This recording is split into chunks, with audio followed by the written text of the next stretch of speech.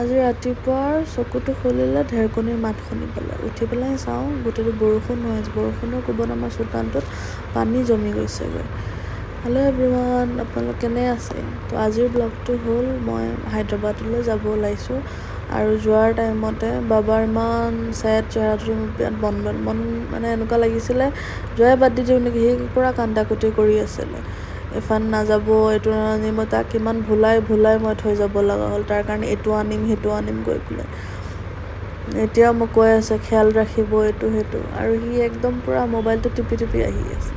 এতিয়া আমি অলপ বৰষুণ কমিছে, বৰষুণ কমাৰ কাৰণে তথাপিও পেন বৰষুণ দিয়ে আছিলে আৰু বতৰটোও বৰ ধুনীয়া, যিহেতু ৰাতিপুৱা বৰষুণ হৈ গৈছেগৈ।